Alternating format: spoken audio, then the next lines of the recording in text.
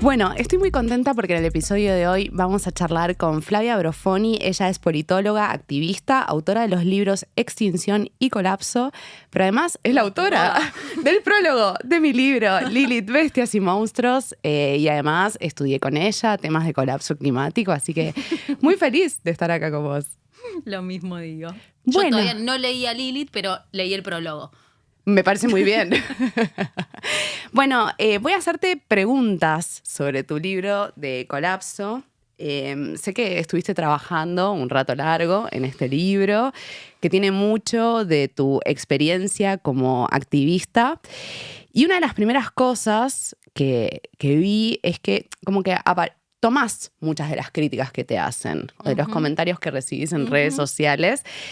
Y uno que es muy habitual es el de como, bueno, sos muy extremista, ¿no? Deberías traer esperanza. ¿Qué tenés para decir? Sí, no es de redes sociales, eso me lo dicen en la cara. En la cara. Bueno, y te la bancás. Me lo dicen directamente en la cara. Algo que creo que del libro anterior o de la experiencia más 2020, 2019 y 2020 cambió, es que nos desradicalizamos bastante los movimientos activistas, ¿no?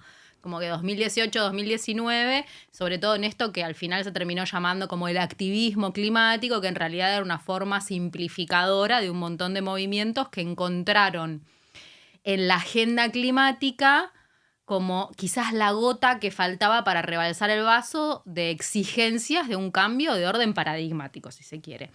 Y la verdad es que si estamos hablando de ese nivel de magnitud, no hay forma de no ser radical o extremista, porque muchas de las recetas que se vienen intentando en términos de gradualismos, reformismos y bla, desde hace 30 años, en donde, por ejemplo, en esta agenda empezaron las negociaciones climáticas, fallaron estrepitosamente.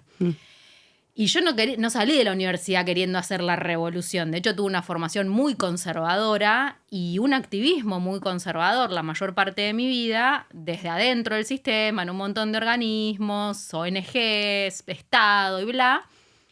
Y después de todas esas experiencias de fracaso y de demostración empírica de que nada de lo que se viene haciendo está ni siquiera moviendo mínimamente la aguja, nos dimos cuenta, 2018, cuando quizás emerge la narrativa del activismo global más radical en términos de incluso ampliar esto que en las ciencias políticas llamamos la ventana de Overton, ¿no? La posibilidad de que el discurso y la narración tenga palabras que en principio incomodan o repercuten, estas palabras que le decimos granadas o metálicas como colapso, que activan un montón de sesgos cognitivos de negación, pero que a medida que se las incorpora, habilitan una conversación más profunda y ampliada. Entonces, quienes todavía se anclan de esa cosa de los activistas radicales o los activistas extremistas, realmente tienen una visión muy sesgada y edulcorada de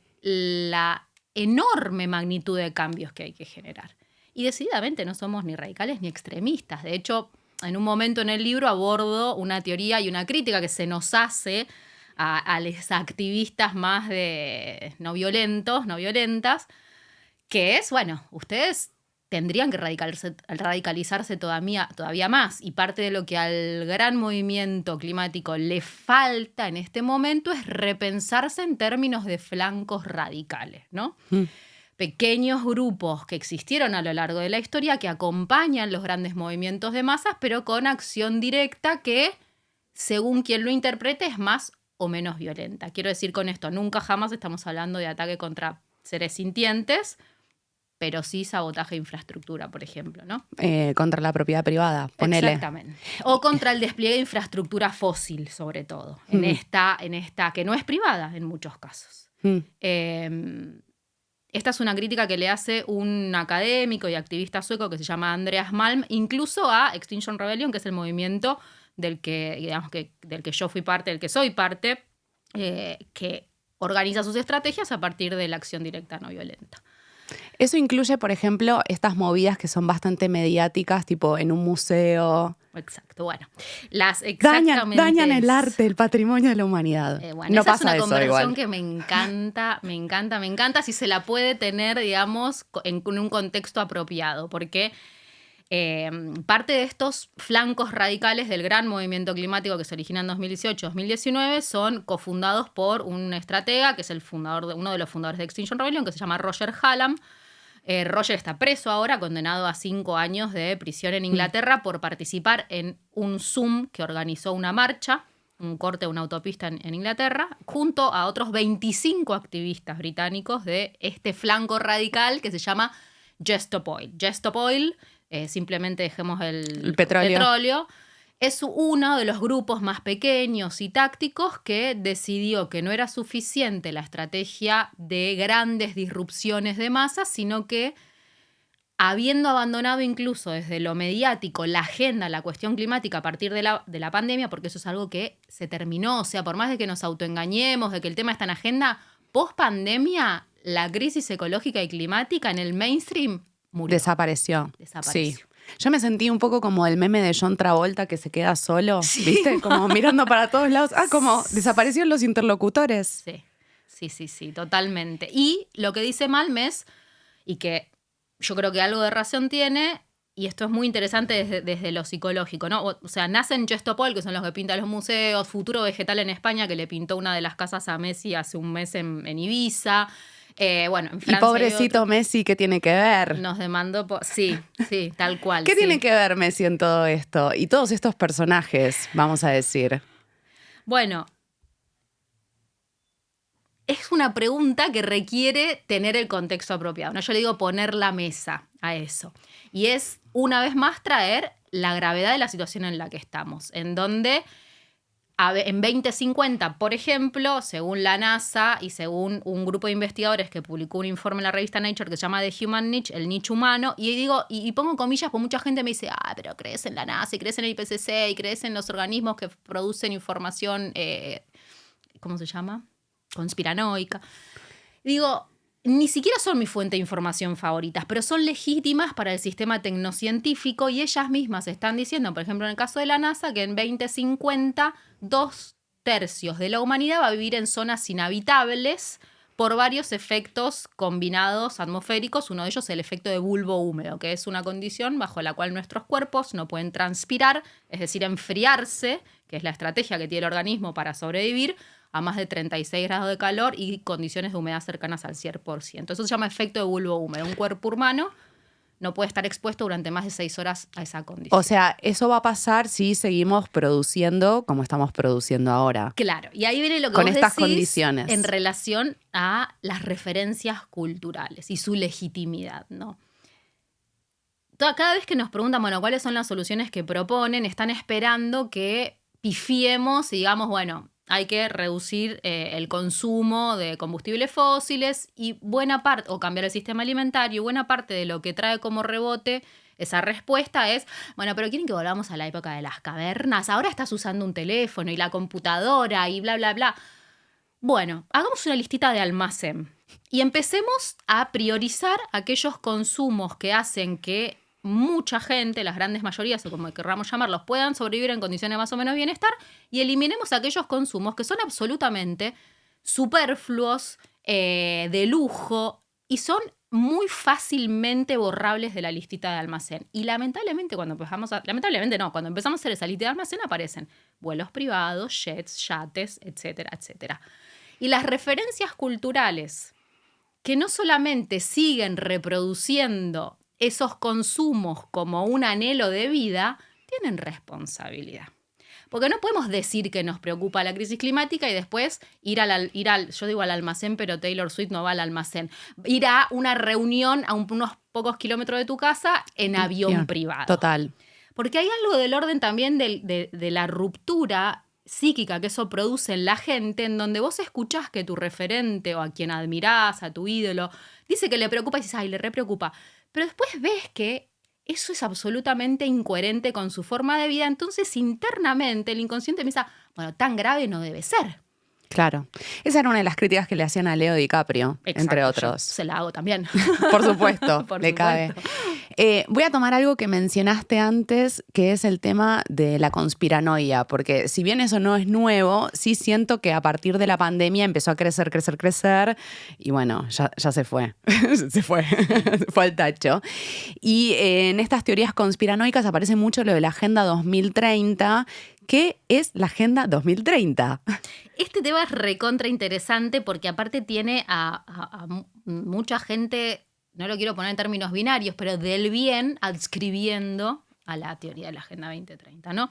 La Agenda 2030 es como un plan de trabajo, pero más discursivo que práctico, que empezó a rolar a partir de las reuniones del Foro de Davos. Las Naciones Unidas lo toma como plan de trabajo, los objetivos de desarrollo sustentable y toda una cuestión vinculada a aquellas cosas que deberían transformarse, siempre hablando dentro del sistema capitalista. Y eso ya dice mucho de la Agenda 2030, ¿no? Que yo también la critico, pero no la critico desde el lugar de la crítica conspiranoica que dice todas las cuestiones vinculadas al feminismo, a la interrupción voluntaria del embarazo, al aumento poblacional, a la reducción de las emisiones de gases de efecto invernadero, son parte de un plan de una casta global que es la Agenda 2030. Y estos tipos nos están oprimiendo a todas y a todos, y con la excusa de salvar al planeta, en este caso, nos imponen restricciones para nuestro desarrollo. Ahí tuvo una habilidad descomunal el presidente actual para agarrarse de algo que también criticamos nosotros, que es el Foro de Davos, y la Agenda 2030, que es una verga, perdón, y decir, sí, la Agenda 2030 es un plan de un complot internacional para no desarrollarnos. Y ahí todos nos quedamos como, ¡wow! ¿Cómo lo hizo? Entonces mucha gente que ya criticaba la Agenda 2030 desde lo socioambiental, desde el ecologismo, de repente quedó del mismo lado que el mente del presidente.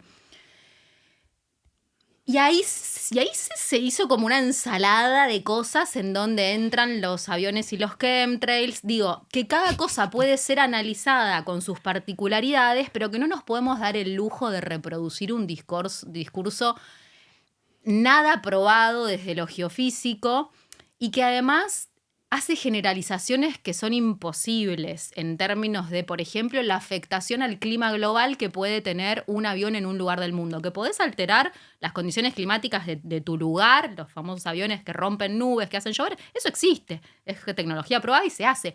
Ahora, que eso sea lo que produce el calentamiento global en términos globales, no. Algo de lo que dicen los libertarios es que supuestamente hace unos años dentro de ámbitos ambientalistas se estaba hablando de que iba a bajar la temperatura y que ahora estamos hablando de que va a subir. Bueno, son como los delirios de la época, ¿no? Sí. ¿Que eso se dijo en algún momento en sectores ambientalistas? La verdad es que yo tenga conocimiento, no. Y hace mucho que estoy en sectores ambientalistas. Bueno, no tanto, pero no sé, 20 y pico de años, 25 años. Que además, viste, esta cosa, vos ya lo tenés súper claro también, no existe tal cosa como los sectores ambientalistas. Y dentro de la agenda ambiental o ecologista también hay grupos de poder que tienen mucha influencia en la construcción narrativa. Uno de estos es este, ¿no? El de generar dudas sobre el proceso de calentamiento global a partir de asignarle a una agenda X el complot de aniquilación de la humanidad. Sí, en esa Agenda 2030 también se incluye el colectivo LGTB, Totalmente, por supuesto. Por supuesto, porque...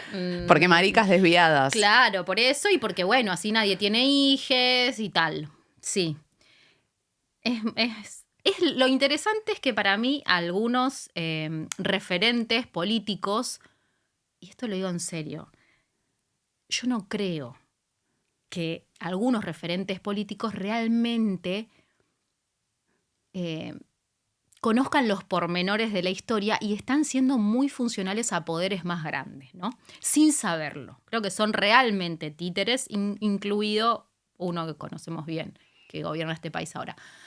Y en ese revoleo de confusiones se genera el campo más apropiado de todos para profundizar la polarización y la división social, que es exactamente lo que se necesita en un contexto de crisis sistémica o metacrisis, como se le dice ahora, para perpetuarse en el poder, antagonizando todavía más la poca organización social que en estos últimos años se había construido alrededor de consignas que se asumieron como la necesidad de ganar derechos comunes, ¿no? Es como volver a poner en duda la validez de un esquema valorativo que ya no tiene vigencia, ¿no? Pero vos me habías preguntado algo antes. En torno a los discursos conspiranoicos. ¿Cómo es que crecen? Después de eso, ¿qué había pasado? No sé. Habías preguntado otra cosa y ahora me olvidé. Y los discursos conspiranoicos, yo un poco en el libro, en el capítulo de sesgos cognitivos de negación, hay uno de los sesgos que es el de hipernormalización, que lo tiene súper bien estudiado. En realidad hay un documental de Adam Curtis que habla sobre esto. El sesgo de hipernormalización es a partir de un hecho de análisis muy complejo, como puede ser el por qué estamos registrando en tiempo real el proceso de extinción de la mayor parte de la vida sobre el planeta. Es un proceso multicausal que requiere que realmente bajemos a pensar con niveles de complejidad a los que no estamos acostumbradas, sobre todo en los últimos años y de la pandemia, esta parte con la exacerbación de la velocidad y las redes sociales y todo lo que ya sabemos. Claro, es un nivel de crisis total el que estamos y de cambio de paradigma muy profundo que tenemos que hacer, y encima estamos como incapacitados socialmente para procesar información compleja. Exactamente. Entonces, uno de los sesgos que es el de, bueno, la información es muy compleja, es muy grande, la catástrofe es inconmensurable, todo me queda enorme, la posibilidad de agenciamiento individual y colectivo está rota porque nos hacen saber sin poder. La única instancia de participación ciudadana que se nos dice que tenemos es la electoral. Entonces, con todo eso ablandado, con el ejercicio del poder blando muy robustecido desde lo narrativo, lo discursivo y las herramientas de control, aparece en simultáneo información todos los días en el diario que ya nadie ignora y que genera mucha ansiedad y frustración, que es la vinculada a la crisis climática y ecológica, ¿no? Las catástrofes ambientales que se reproducen en el mundo con sus consecuencias sociales. Frente a lo grande que es este problema e incluso la complejidad de comprenderlo porque tenemos poca formación o en ciencias atmosféricas, en qué sé yo, aparece la posibilidad, y en tiempos de crisis esto se acentúa, de que desde los centros de poder se construyan mensajes simplificadores de la realidad en donde se identifica rápidamente un enemigo, la Agenda 2030 como ejemplo. De nuestro lado también lo solemos hacer, digo, Elon Musk es una referencia simbólica que yo uso muchísimo para ponerle cara a lo que es un arquetipo de lo que no, pero bueno, la verdad es que termino diciendo Elon Musk y es más que Elon Musk. Y en esa construcción simplificada de la realidad, nuestros cerebros es como una droga, ¿no? Nuestro cerebro tiende a... Calma. A creer en tranquiliza, eso ponele. porque es más simple y porque nos implica menos disponibilidad energética de procesamiento de información y muy probablemente refuerza nuestro sesgo de confirmación, porque todos en algún punto sabemos que existen villanos, es una historia, la propia historia de la humanidad misma, ¿no? Como el bien y el mal. Entonces, claramente identificado un villano, alineamos tropas mucho más fácilmente y no necesitamos desmenuzar la complejidad de causas que hacen que estemos ahora y nos deslinda de responsabilidad, digamos, todo. Claro. Porque si la culpa es solo del foro de Davos, de que estemos en esta situación, y esto, ojo, o sea, para mí el foro de Davos es lo peor que existe, no lo estoy defendiendo, pero digo... Se encuentra en la simplificación de la realidad, en esta hipernormalización, una respuesta para la parálisis, la inacción y la apatía generalizada. Todo es muy grande, no podemos hacer nada para contrarrestar este monstruo. Y además hay una explicación que le hace sentido a lo que veo todos los días, ¿no? Sí, algo que escuché mucho en España, en mis viajes, de estar ahí en mi tiempo de permanencia, como que siento que es un discurso muy europeo que es el de nos quieren hacer sentir responsables y culpables por nuestro bienestar. Eso aparece mucho y muchas veces esas personas se agarran de esta Agenda 2030 o de discursos más conspiranoicos o una simplificación que es como no, la crisis climática es un invento del comunismo, como si fuera... ¿En no, España dicen eso? Sí, también Mirá. dicen, sí, No está sabía. bien. Pero sí está esto de, como no es de nadie la responsabilidad, Ujú. o es del foro de Davos, o es Ujú. de Elon Musk, ¿no? Vos un poco hablas de eso en un capítulo que está destinado especialmente a las clases medias urbanas, y me parece como muy interesante lo que decís ahí. No sé Sí. si querés compartir algo de eso. Sí.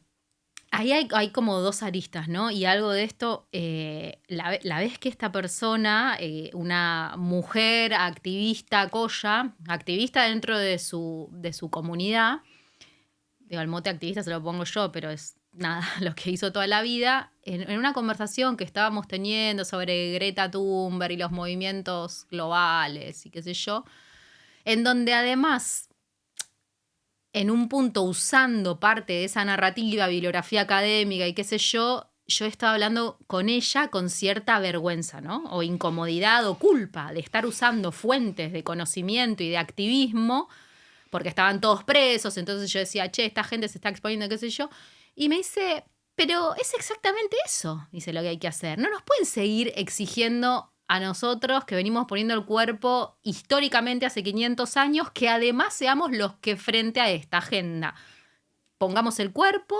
y tengamos las consecuencias que eso tiene en términos de judicialización y criminalización de la protesta, qué sé yo. Quienes tienen que mover el culo son las clases medias urbanas y los sectores privilegiados. Entonces, ya no me genera culpa incluso adscribir a movimientos que están haciendo de sus privilegios algo material y no son ningunos héroes, es lo que tienen que hacer. O sea, en los países ricos en este momento es donde tienen que movilizarse y generar disrupciones, porque además sus sistemas jurídicos son mucho más amables, no hay tanta represión institucional, bla, bla, bla, bla.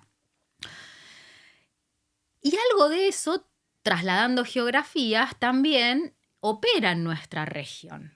Porque si analizamos los últimos sucesos, incluso latinoamericanos, no en todos los países latinoamericanos, pero en los más, en donde la blanquitud reina más. Y digo, Chile 2019 fue un ejemplo clásico. Los sectores movilizados estudiantiles, de trabajadores de clase media que están empobreciéndose, son aquellos que molestaron más a los gobiernos, ¿no? Entonces, frente a estructuras de poder que cambiaron mucho y tenemos pocas categorías desde la ciencia política para analizar los fenómenos actuales, muy pocas. Muy pocas. Estamos en el siglo XIX. Exacto. Entonces, todo lo que nos vendieron en procesos electorales, que era, no, hay que acercarse al votante de centro, entonces, no, hay que erradicar, o sea, la atracción de votos en la actualidad está dada por irse a los márgenes, no por irse al centro, y eso es algo que contradice buena parte de la ciencia política clásica, que es si necesitas electores, andate al medio con el discurso, moderate, qué sé yo. Y no estaría pasando eso ahora. Y en el sentido de las clases medias urbanas, que cada vez son más exiguas, además, todavía existe el potencial de generar estructuras de disrupción del normal funcionamiento de las cosas que sean relevantes también para los gobiernos en términos electorales. Y ya realmente es profundamente injusto exigirle que la movilización ocurra a las grandes mayorías, ¿no? Porque además son los sectores más criminalizados y fácilmente reprimibles. Porque quien mira en el noticiero que está reprimiendo le va a chocar más que están pegándole a una chica de 20 años de Palermo que a quien históricamente asistió a esas marchas. Y nos pasó a nosotros directamente en miles de acciones directas que hemos hecho, donde nos espera la policía sabiendo que vamos a hacer algo y de repente se encuentra con gente privilegiada que les habla con lenguaje difícil y qué sé yo, y ya les dan menos ganas de pegarles. Y es una cagada, pero es algo que hay que saber. Es un elemento más que hace a qué estrategias y tácticas de acción directa pueden llegar a funcionar. Yo te he visto actuando en esas movidas y también lo contás en el libro, como que muchas veces cuando vas y les hablas a los policías y les hablas bien y les contás lo que vas a hacer, muchas veces hasta facilitan. Sí. ¿No? Sí. Vos contás una anécdota en, creo que la Sociedad Rural Argentina. Sí. ¿Cómo fue eso? Y en la sociedad rural igual, una vez no se enojaron, una vez sí se enojaron, pero no los policías. Y esto, digo, hago 1000 salvedades. Con esto no estoy diciendo que sea siempre posible negociar con la policía. No, no es siempre posible negociar con la policía. Ahora, como con cualquier estrategia, la acción directa implica metodología y planificación. Y eso es algo también que desde los activismos corresponde que nos pongamos las pilas y ejercitemos el músculo metodológico, porque como en cualquier disciplina hay que profesionalizarla. Re. Y ahí, perdón, pero como Sí. que... Y quizás una de las acciones que más planificación tuvimos, que fue un ingreso a la sociedad rural, pero en el día de la inauguración, cuando había un evento de apertura en donde cantaba Diego Torres y era solo para miembros de la sociedad rural, se hacía en lo que es la arena, pero era cerrado. Y nosotros habíamos entrado y estado durante todo el día en el evento y no sabíamos que no íbamos a poder entrar a la inauguración. Y ahí lo que sucedió es que, y esto no responde a tu pregunta, pero ahora voy a esa, es que al momento de pedir entrada para entrar a ese evento y encontrarnos con que no éramos socios de la sociedad rural y nada, pero sí saber que cantaba Diego Torres, y rápidamente una de las chicas googleó hace cuánto que no cantaba Diego Torres, y hace un montón que no cantaba Diego Torres en Argentina, y dijimos, ya sé, somos del club de fans de Diego Torres. Entonces empezamos a hablar con los de seguridad, por favor, hace un montón que no vemos a Diego y no sé qué, y de repente todos cantando canciones de Diego Torres en la fila para nos dejaron entrar a todos. Y terminamos entrando Sí. y qué sé yo. Y lo que yo cuento pasó en la sociedad rural y pasó en todos lados. Pasó en el Congreso, en el edificio de Monsanto. Parte de la metodología de una acción directa no violenta implica que dentro de los roles que se distribuyen haya uno o más contactos policiales. El contacto policial siempre tiene que estar identificado, no tiene que tener antecedentes. Hacemos formación en esto nosotros. Entonces, antes de hacer cualquier cosa, te acercás al policía que esté cerca, te presentás, le das tu documento. Eso genera ya un desembarco de mayor confianza que si directamente te pones a pintar, por ejemplo, el frente del edificio Monsanto, algo que hemos hecho muchas veces. Entonces, en esa ocasión y en el frente de la Rural de Palermo, donde también hemos hecho cosas, el acercamiento a la policía ocurre presentándose, identificándose, diciendo que vas a hacer depende de lo que sea, funciona muy bien la de una performance artística, porque como es algo como, no sé, podría ser cualquier cosa, te habilita a pintar, a hacer cualquier cosa. Y explicar el por qué vas a hacer lo que vas a hacer, en muchos casos nos habilitó una respuesta inesperada, por ejemplo, en la Rural de Palermo, de, ¿saben qué? A estos hijos de puta deberían hacerle cosas peores, de ese estilo, ¿no? O en Monsanto lo mismo, cuando llevamos soporte gráfico con fotos de malformaciones por exposición a los venenos que vende la empresa en poblaciones rurales. Entonces, si esa posibilidad existe, esa es una posibilidad que, por ejemplo, no se da en un contexto de marcha o protesta, porque ya todo está mucho más tenso. Cada contexto determina las posibilidades que se tienen en una intervención de este tipo, y el análisis de ese momento es quizás de las cualidades más importantes a tener en cuenta al momento de planificar y ejecutar una acción. Pero decididamente hay más margen de acción cuando se adelanta lo que se va a hacer, ¿no? Con las fuerzas policiales, por ejemplo. Pero bueno, tampoco estoy romantizándolo. Puede salir mal, puede salir muy mal. Nos ha salido muy mal también. Pero el pulir ese músculo digamos, es casi como un deporte el activismo de acción directa. Y a mí, por eso el último capítulo es eso, ¿no? Porque cuanto menos práctica tenemos, mucho menos nos vamos a animar a hacerlo y más vamos a estigmatizar a quienes lo hacen. Exacto. Y a mí me preocupa mucho eso. Que queden ridiculizados personajes que podrían ser la inspiración para muchas más de esas cosas y que a lo largo de la historia siempre fueron estigmatizados los primeros, pero luego desencadenaron procesos sociales de masas que de no haber existido esa chispita no hubieran existido. La famosa masa crítica. Exacto. Sí. Entonces, ahí está la esperanza, porque siempre la pregunta es, entonces, Flavia, ¿qué hacemos ante este desastre? Recién cuando venía caminando para acá, con la cuestión de la esperanza se me vino esta acción que te contaba recién de Diego Torres cantando y nosotros habíamos entrado a la arena, no, éramos 20 en total, vos estabas. Sí. Bueno, y estaba Diego Torres de fondo cantando Pintarse la cara color esperanza. Sí. Pintarse la cara color esperanza. Entonces, y se puso a defender al campo, yo me acuerdo. Eso, claro, yo no me acuerdo sí porque no estaba escuchando. Y sí, por supuesto. Obvio, dijo, no, la familia, que tengo familia en el campo y el campo trabaja, no sé qué. Mientras estaba todo ocurriendo. Sí. Exacto. Que sí, una parte del campo sí trabaja, la gran mayoría no. Las familias campesinas que tienen 2 hectáreas. Que no es la de Diego Torres, pero sí. Y que no es la de la Sociedad Rural Argentina tampoco. No. Entonces, ¿cómo es? Porque la pregunta es, ante esta situación tan crítica y ante un escenario donde es difícil como actuar y vos decís, bueno, tendrían que ser los gobiernos y las empresas y no lo están haciendo. Entonces, ¿yo qué hago como ciudadana de la clase media porteña? Sí. Llorar un rato, sí. El campo social para poder profundizar en esto, y es donde aparecen cosas muy interesantes, digo, no social en lo masivo, digo, en una conversación de varias personas tomando un vino o lo que sea, y llegáramos a desmenuzar realmente y con profundidad anímica del alma lo que verdaderamente nos da esperanza, creo que sacaríamos muchas conclusiones profundamente contraintuitivas sobre lo que se dice que es la esperanza. La esperanza real no la solemos tener en la imagen de un final feliz. La solemos tener basada en la vitalidad que nos produce el proceso. Y cuando ya la esperanza no está anclada en el esperar o que alguien lo solucione o que la tierra tenga su proceso escindiéndonos de esa trama o que la naturaleza lo vaya a solucionar, cosas que se suelen escuchar también con súper buena intención. Bueno, igual las orcas se están revelando. Sí, espectacular. Son nuestras referentas. Es espectacular, sí, totalmente.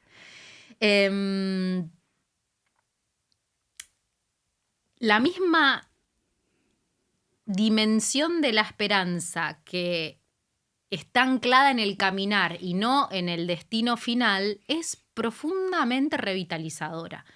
Para mí es muy desenergizante el discurso de pero tenemos que tener esperanza porque lo único que falta es voluntad política. Primero que es la redescripción del problema, ¿no? Esto ya no paro de decirlo. Es como, si estamos en esta situación de crisis de extinción de la mayor parte de la vida que conocemos y estamos hace 30 años solamente en la agenda climática negociando en la esfera pública e internacional y no para de ser todo a cada segundo peor, la falta de voluntad política no es un factor que va a cambiar por arte de magia, sino que es el contexto sobre el cual diseñar estrategias que la tensen. Si lo que falta es voluntad política, el final de la oración no puede ser todavía hay esperanza porque lo único que falta es voluntad política, punto final. O solo, no. Después de eso, que es un punto y aparte es, y la voluntad política hay que presionarla, tensarla, bla, bla, bla, bla, bla, bla, organizando una revolución. Entonces, en general, la narrativa sobre este tema termina en que todavía hay esperanza porque falta voluntad política y ellos tienen la posibilidad de traccionar los cambios. Y eso es re desvitalizador. Sí, y además todo gira en torno al proceso electoral. Además, todo gira en torno al proceso electoral. Bueno, eso es muy igual, de esto habla un montón la ciencia política, ¿no? Como durante el siglo XX lo que hicimos fue poner a nuestros representantes, le pusimos la responsabilidad, nos desligamos. Hubo todo un proceso económico también que nos llevó a eso. Entonces podríamos decir, es la democracia directa, es en ámbitos de participación ciudadana, no sé, en la asamblea de tu barrio. Sí, sin lugar a dudas, parte de lo que... A ver, asumiendo que el colapso de la civilización es inevitable, cosa que yo creo que es inevitable por factores geofísicos, de esta forma de hacer las cosas, de este mundo que conocemos, pensar el día después es muy interesante. Y claramente la democracia representativa ya dio todo lo que podía dar, ¿no? En los estados-nación modernos. Y los estados, y eso vos lo decís en el libro, los estados-nación son muy grandes. Sí, son increíblemente... no tienen ningún tipo de posibilidad de conectar con la realidad de territorios que están a 2.000, 3.000 kilómetros del lugar de donde se toman las decisiones, en países tan grandes como la Argentina, además. Y ahí no hay modelo perfecto, ¿no? Pero sí el músculo a ejercitar también de la participación es muy necesario en esto de prepararnos para aquello que podamos construir el día después, ¿no? Porque suponte que ocurre una rebelión ciudadana que logra, por lo pronto, parar la moto. Mundo ideal. ¿Qué pasa el día después? ¿Cómo podemos hacer que el mismo sistema no coopte aquellos elementos contrahegemónicos que produjeron y catalizaron un freno a los poderes extintivos, ¿no? ¿Cómo nos organizamos? Tenemos, salvo quienes participamos en espacios asamblearios que son profundamente imperfectos, hay casi nulo ejercicio de la construcción de consensos que además quieran superar el acuerdo de las mayorías, ¿no?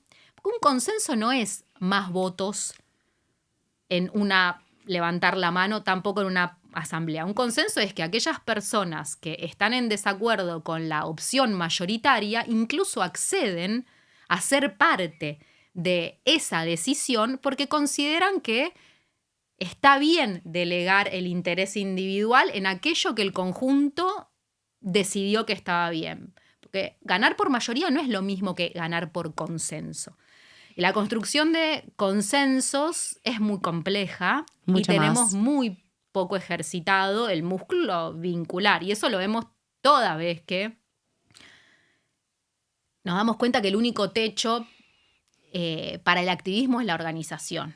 Es el único, no es ni Monsanto ni Elon Musk, es sostener una que es bien compleja, es muy desafiante y de la que además la representación indirecta nos dejó como huérfanos. Quienes no hicieron nunca política en su vida, en sus múltiples aristas, salen despavoridos corriendo al segundo día porque es una disponibilidad energética la que hay que tener demasiado grande. Sí, yo lo que pienso también es en esta situación como como el ejercicio de llegar a fin de mes, que eso definitivamente te saca energía para la participación política. Como me parece que son dos procesos que van muy de la mano y que tiene sentido, como la alienación y la desconexión de lo que está pasando y como, bueno, no sé, este loco que dice que va a resolver todo con la motosierra, bueno, ya fue, es que no puedo pensar. Totalmente.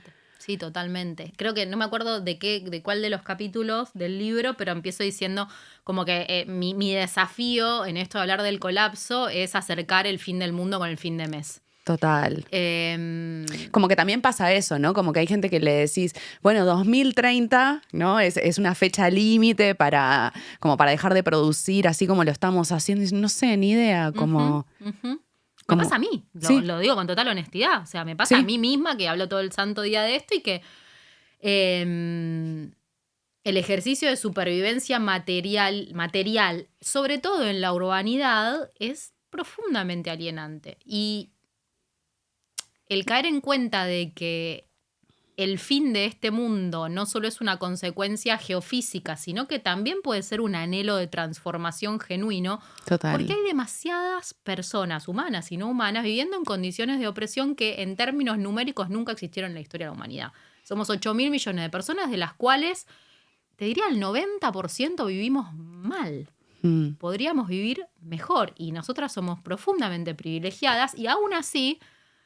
hay que atender necesidades de supervivencia material que impone una forma de hacer las cosas que son desproporcionadas frente a lo que podríamos estar haciendo, ¿no? En términos de realización personal. Entonces el colapso como fin es también, y ahí sí veo esperanza, una enorme oportunidad, pero no una oportunidad de generar nuevos negocios verdes dentro de un capitalismo que se reformula, no. Eso es una porquería y no hay tal cosa que sea posible dentro del capitalismo. Pero sí de profundizar hoy una conversación que inevitablemente se va a hacer realidad, porque yo de esa no me bajo, ¿viste? Por más de que la incertidumbre sea grande y no sepamos bien cómo se va a desenvolver el espiral de colapso, la atmósfera tiene 420 partes de dióxido de carbono acumuladas, estoqueadas, y eso desencadena procesos físicos que pueden ser más o menos extremos y comportarse de maneras variables, pero que van a hacer, por ejemplo, que se derritan los polos. Eso ya va a pasar. O Se va a la Antártida, se va al Ártico, ya está pasando. Ya está sucediendo. Y va ya se ve verde. Exacto. Entonces, cuando la presentación de la esperanza está en las máquinas que capten dióxido de carbono en la atmósfera o que liberen partículas para oscurecerla y que no ingrese tanta luz solar y calor, o que diseminen boyas blancas en los océanos para refractar luz solar, todos proyectos que existen y están ocurriendo, financiados por Bill Gates y todos los dementes tecnooptimistas. Yo digo, todo bien, ponele que tu máquina funciona re bien. ¿Cómo recongelás la Antártida, capo? Es como, no. Entonces... Y aparte los virus y bacterias que se están liberando. Hablar, sí.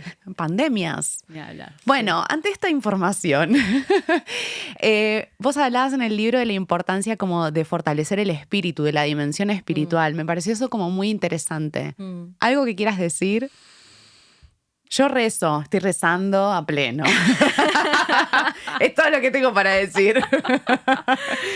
Bueno, claramente fue... Una cosa que no dije sobre el libro es que tengo algunas personas invitadas, ¿no? Que no fueron fruto de una reflexión profunda, sino que aparecieron en el momento correcto en el que yo estaba pensando cómo articular aquello que quería decir, pero en donde no puedo surfear cómodamente por conocimiento sobre algunos temas. Y a partir de experiencias puntuales y la devolución que estas personas tuvieron frente a la cosmovisión de las cosas, terminaron escribiendo. Primero está Ana Cejas, que es una amiga muy, muy querida, que tiene 2 cuentos y una ilustración, y es una anarquista divina con la que pensamos muchas cosas. Después el último capítulo, que es sobre la esperanza, es una historia real, es la crónica del dique de Puyem, contada por uno de sus protagonistas, Lucas Chape, que es una historia exitosa de esperanza radical y esperanza activa, que ocurrió a fines de los 70, principios de los 80, en un contexto que no podía ser más terrible, dictadura militar. Un grupo de locos de la comarca andina logró que hoy sigan existiendo por lo menos 2 pueblos, Epuyén y Lago Puelo, que hubieran quedado inundados bajo un proyecto de construcción de una represa, y es tremenda. Luego está Moira Millán, que tiene un pequeño capítulo que ahora entiendo ese texto forma parte de su nuevo libro, Terricidio, y en Fortalecer el Espíritu, que para mí era el más desafiante de todos porque es donde menos cómoda me siento. Por tu formación científica, intelectual. y porque aparte, posta, o sea, yo... cada vez que escucho, incluida vos, que hay personas que se dedican con tanta precisión y método a investigar estos temas más del orden de los planos invisibles, digo, o sea, ¿por qué voy a hablar yo de esto que no entiendo nada? Algo desde lo experiencial sí, pero que no tengo método, y eso a mí ya me pone medio incómoda para poder hablar de las cosas. No tengo sistematización. Y bueno, Jonathan Schutz es en realidad, él de formación es antropólogo y labura con temas de comunicación, pero es médico tradicional. Tradicional en el orden de la medicina tradicional, de las plantas y lo que trae la naturaleza. Y nos conocimos hace un par de años. A mí me gustó mucho su aproximación desafiante e incómoda frente, por ejemplo, a la popularización de la ayahuasca, los rituales, el peyote, etcétera. Exactamente. Y lo que eso está produciendo y el potencial que tendrían estos accesos a conocimiento colectivo y ancestral que no está ocurriendo. Entonces, hay algo del orden de el uso ceremonial que se le daba en las comunidades en las que se participaban de estos procesos, en donde esos accesos a información formaban después parte en el plano de lo material de defensas territoriales, mejor toma de decisiones para la organización comunitaria. Digo, había un puente en el que no solo era, me voy de viaje todos los sábados flasheando con ayahuasca, sino que eso después traía una nueva como inserción en la vida comunitaria, eso sí, es. Y una dignidad, o sea, un rol renovado en la trama del todo, ¿no? Claro. Pero que se traduce concretamente en hacer cosas. Entonces, a partir de un par de experiencias en donde, desde mi propia vivencia, la percepción del los grupos con los que compartí fue, sí, me voy de viaje con ayahuasca todos los sábados porque no sé qué, porque está buenísimo. Y después la pregunta de, bueno, che, de hecho me pasó una vez muy particularmente en donde llevé a un grupo en donde nadie me conocía, no sabían qué hacía y qué sé yo, la pregunta al día siguiente, después de la ceremonia, ¿qué opinaban sobre las movilizaciones? En ese momento estábamos peleando la ley de interrupción voluntaria del embarazo. No, eso ya había salido. Me parece que la era pandemia. ¿No era la época de las granjas de chanchos? Fue la época de las granjas de chanchos, pero lo que yo les pregunté a este grupo que estaba enarbolando las virtudes de los ingleses que salían a la calle en contra del aislamiento social obligatorio, porque fue en contexto de pandemia. Yo voy a preguntar, ¿ustedes qué opinan de la gente y la movilización ciudadana y qué sé yo? No sirve para nada. Primero, la tierra lo va a solucionar, es la clásica y... la transformación es interna. Claro. Y es muy todas las respuestas están en tu interior. Individualmente alto vibramos todos. Y yo no quiero, o sea, siempre me cuesta mucho caminar en este filo, porque yo no desacredito la validez, y a mí me pasó con John eso mismo, ¿no? Como no desacredito la validez de los espacios de profundización y sobre todo de iniciación en caminos espirituales profundos, pero que eso esté cindido del plano terreno, aterrizado, me parece de un new ageismo muy choto, ¿no? Y que va en contra de lo que el mundo está pidiendo, la tierra está pidiendo. Por eso, culturas ancestrales en donde la comunión con estos seres invisibles se daba desde un plano de acompañamiento y respeto y de traducción de eso en el plano de la tierra, están muy lejos de lo que hoy se está haciendo en términos masivos con hongos, plantas, etcétera, etcétera. Tengo una colega socióloga que es astróloga también que me dijo una vez el New Age es la religión del neoliberalismo. Total. Y va muy por ahí. Sí. Como esto, el cambio de frecuencia individual, como o mismo pensar que la Tierra está cambiando de frecuencia, entonces es todo parte de un ascenso vibratorio y que por eso muchas especies van a quedar en el camino. Bueno, todos unos discursos energéticos que son muy crueles. Que son muy crueles. Y que nos escinden de la trama. O exacto. sea, eso es lo que a mí me parece más poderoso en términos del discurso, ¿no? ¿Cómo nos podemos concebir como algo que no tiene responsabilidad? Es decir, responsabilidad para responder ante aquello que claramente nos está pidiendo tomar partido en un punto. ¿Cómo podemos escindirnos de el ser tan mortíferos como especie? Cada vez que me preguntan, bueno, ¿qué podemos hacer? Me sale cada vez más simplificada la respuesta. Bueno, hagamos todo lo posible por ser menos mortíferos. Pues somos una especie, una parte de la especie terriblemente mortífera. O sea, ante cada decisión evaluar cuántas capas de opresión está invisibilizando mi decisión de consumo. Esto en términos del sistema de alimentos se da mucho. O sea, ¿cuántas capas de opresión hay en el plato? ¿Cuántas capas de opresión hay en una camisa Zara? Claro. Que se produce en Bangladesh por niños. ¿Cuántas capas de opresión implica, no sé, hacer turismo en un sitio profundamente desigual, pero adentro de un hotel 5 estrellas que aleja la posibilidad de contacto con una realidad que está ahí? ¿Cuántas capas de opresión tiene? Y esto quiero que se entienda, porque a mí me aqueja mucho y no lo juzgo desde que esté bien o esté mal. ¿Cuántas capas de opresión reviste el barrio privado? En donde no tenés contacto con las personas, las muchas familias que día a día están tocándonos el timbre porque no tienen para comer. Hay algo de la burbuja que me es bastante incómodo, digamos, de interpretar, pero por habitar muchos de esos espacios, por la zona en donde van mis hijas a la escuela y qué sé yo, digo, esto es gente buena. Ahora, la realidad, escindirse del entramado urbano, te aleja necesariamente de lo que está sucediendo. Y no es por tu decisión, es porque no lo ves. Y no lo ves porque no te tocaron el timbre para pedirte un paquete de fideos, no lo ves porque no tuviste que trasladarte y ver la cantidad de gente que duerme en la calle. Y ahí hay algo del plano, sí, más de fortalecimiento espiritual que yo creo que nos está pidiendo, por un lado, robustecernos porque la que estamos viviendo y la que toca nos desafía profundamente en la estabilidad emocional, ¿no?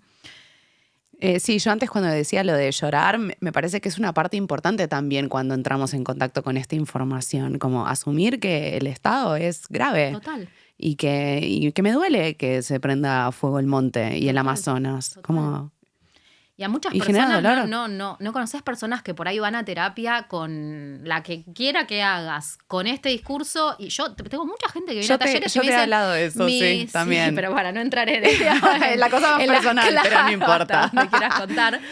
Pero yo tengo mucha gente que viene, incluso terapeutas, psicólogas, psicoanalistas y qué sé yo, que vienen a mis talleres o a mis formaciones porque le fueron consultantes con el tema y no tienen idea de la gravedad de la situación. No, en general los abordajes que yo vi, salvo en muy pocas personas, es como, bueno, como, sí, siempre hubo crisis, Total. siempre hubo guerras en el mundo, o como si fuera esto que se le puso en un momento como ecoansiedad y quedó bastante ridiculizado, es como, bueno, sí, es como el miedo a subirte a un avión o el miedo a manejar, y es como, no, amiga, no.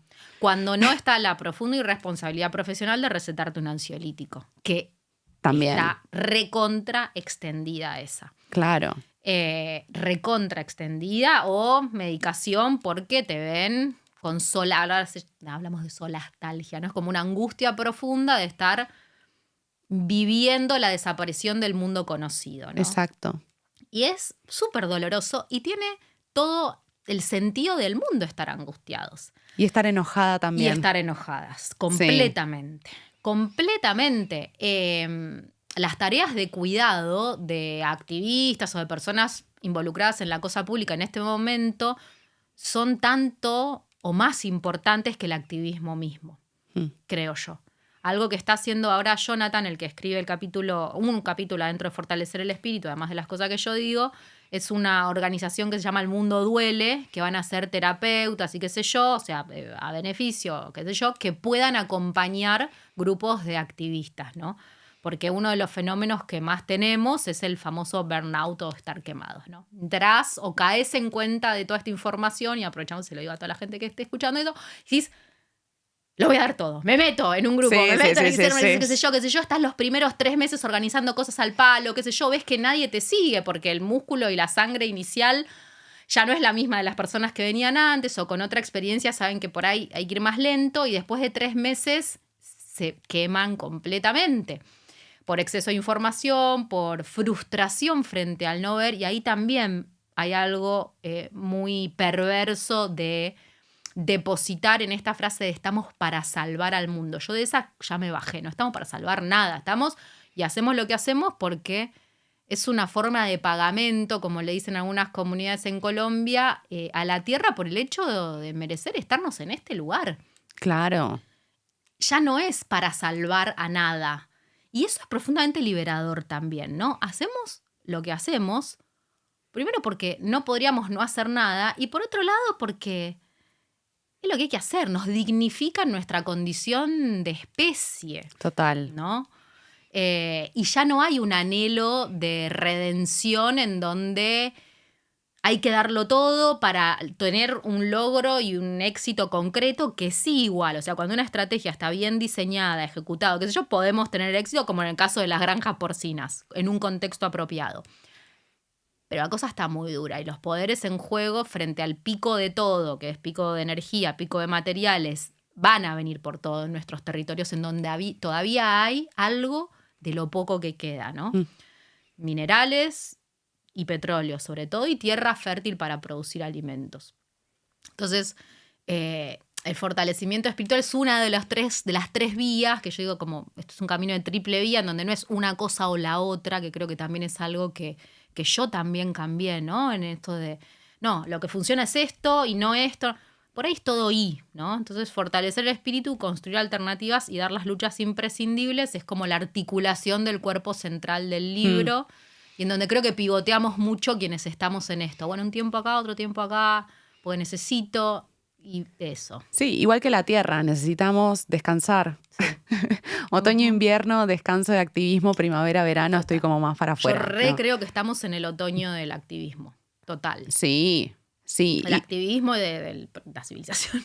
Desde ya, no, pero es algo que vengo hablando también con amigas del colectivo LGTB, amigas feministas, como hay algo de, che, como tenemos gobiernos de derecha en el mundo, como había un montón de cuestiones que pensamos que ya estaban saldadas y de repente las tenemos que volver a discutir. Hay algo de las estrategias que usamos que las tenemos que resignificar, como Sí, mínimo. totalmente. Entonces, bueno, en este sentido lo del otoño, ¿no? Como me voy a replegar un poquito, aunque Sí. sea Sí, para tomar- reflexionar, para revisar. Total, yo me siento muy en ese lugar. Si bien sigo participando en los espacios y siempre y sosteniendo, me siento con necesidad, por coherencia también, de tomar perspectiva y no fetichizar nuestras tácticas, ¿no?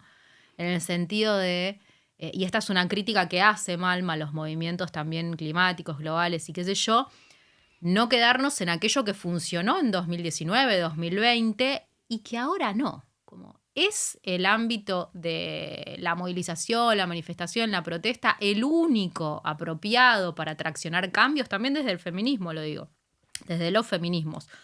O aquello que en su momento fue el canal que vehiculizó un anhelo comunitario por una ley inicialmente, hoy quizás nos encuentra necesitando no solo volver a explicar y a decir y a instalar y a convencer y a lo que fuera, sino como materialmente bajar a la práctica aquello que se ganó, que en un hospital no se niegue un director a practicar una interrupción de voluntario por su conciencia o por objeción moral. Eso ya no lo puede hacer. Entonces, si no lo puede hacer y hay que impedir que lo haga porque además todo el sistema nos ampara, pues quizás son otras tácticas, ¿no?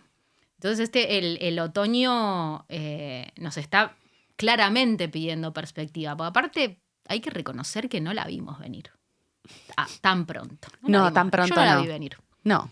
Y digo, desde la macro sí, está claro, se van a radicalizar los gobiernos fascistas porque eso es lo que necesitan las corporaciones para poder acceder A lo poco que queda. poco que queda. Perfecto. Ahora, cuando ya llegó tan rápido y tan ridículo también y como tan burdo en un punto, porque quizás esperábamos al milico que militariza y qué sé yo, y de repente la imagen es otra. Sí, algo que me llama mucho la atención es haberme enterado en casos concretos como ambientalistas, animalistas, como que fueron en esta dirección. Yo no quiero decir que sea todo el voto, pero que hayan votado Total. este gobierno. Es Porque como tiene perros el presidente y los quiere. Entonces es bueno. Sí. Claro.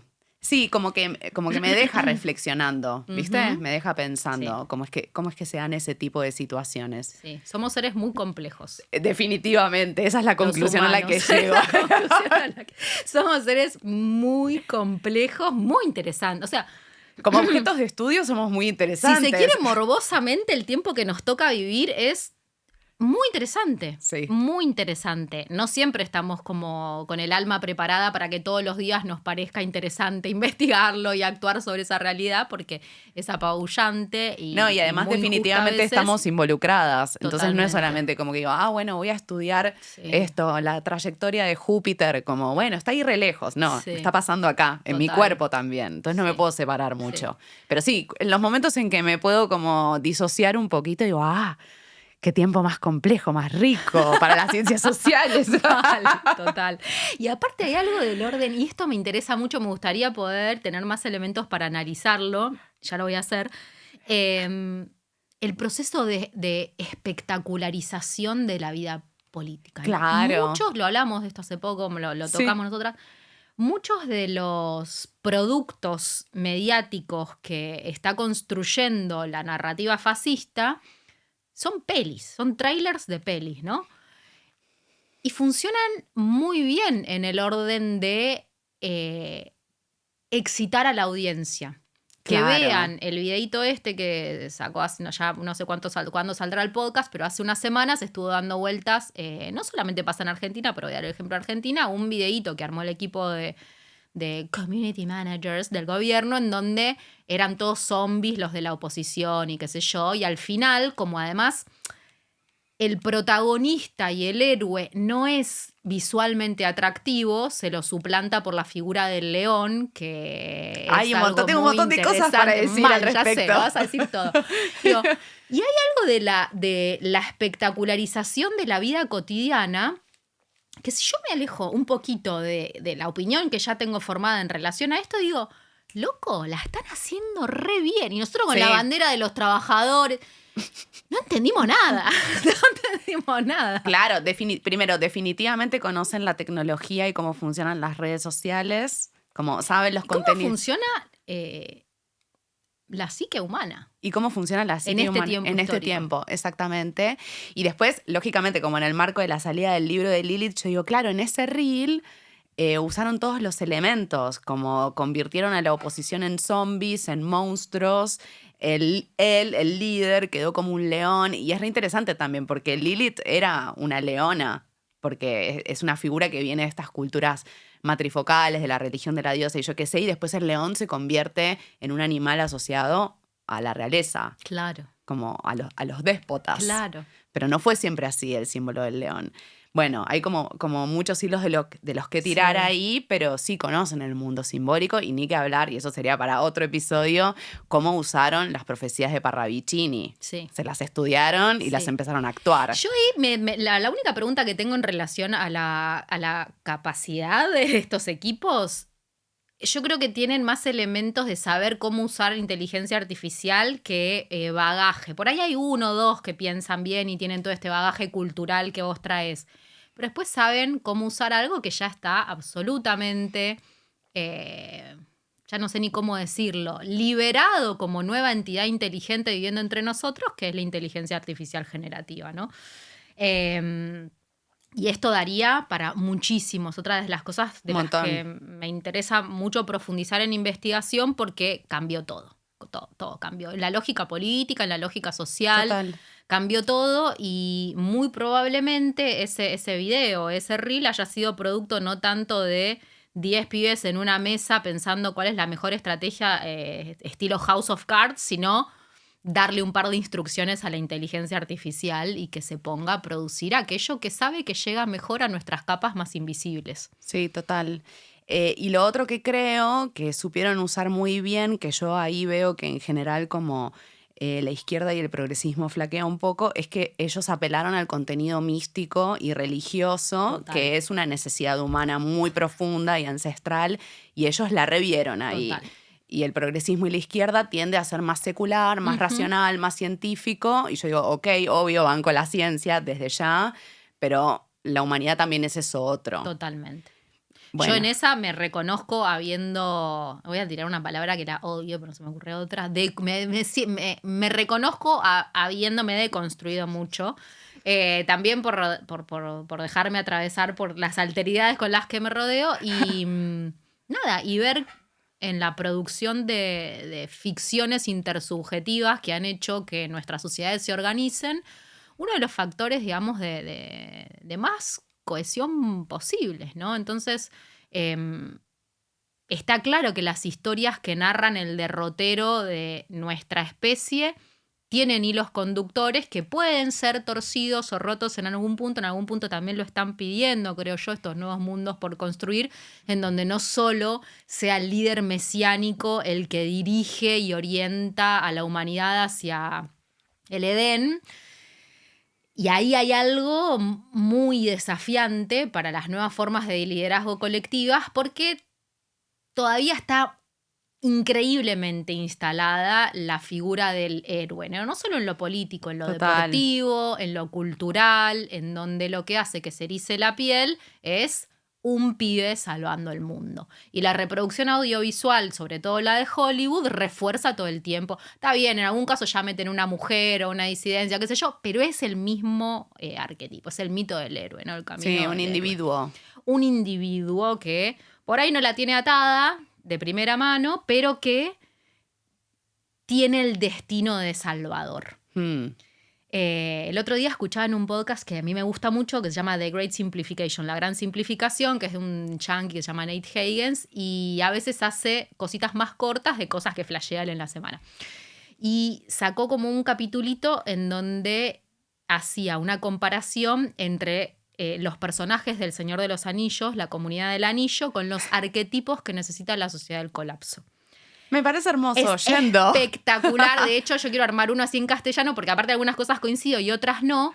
Y claro, para quienes somos fans, nerds del Señor de los Anillos, Tolkien. la comunidad del anillo no deposita en Frodo la figura del héroe. No.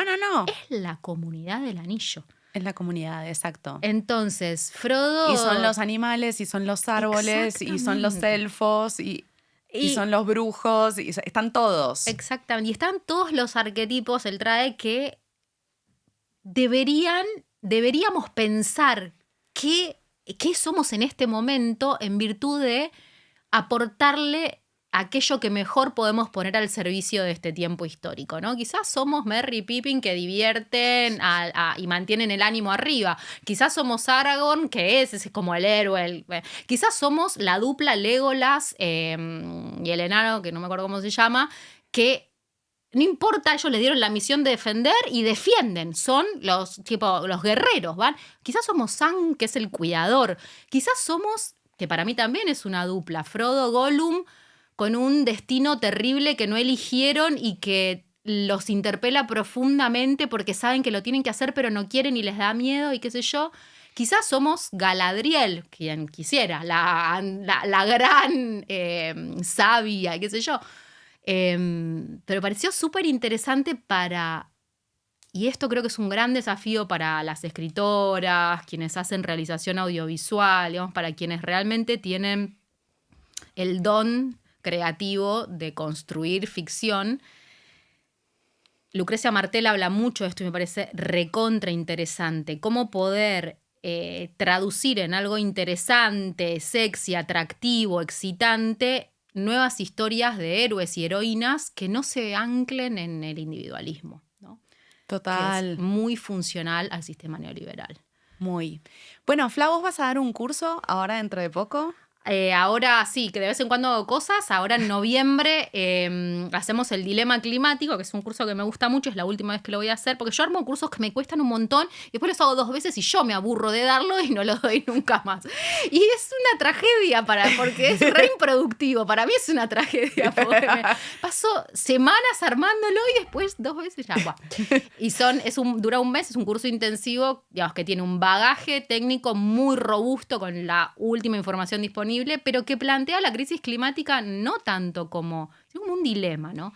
De hecho, hay 2 sesiones que tienen que ver con temas más técnicos y de ciencias atmosféricas y de diagnóstico, pero la otra mitad tiene que ver con sesgos cognitivos de negación, lo que socialmente nos está pasando en este tiempo de inercia y apatía, que creo que es un elefante en la sala que hay que traer sí o sí a la mesa de visibilidad para entender también cómo estamos reaccionando o no frente a la información.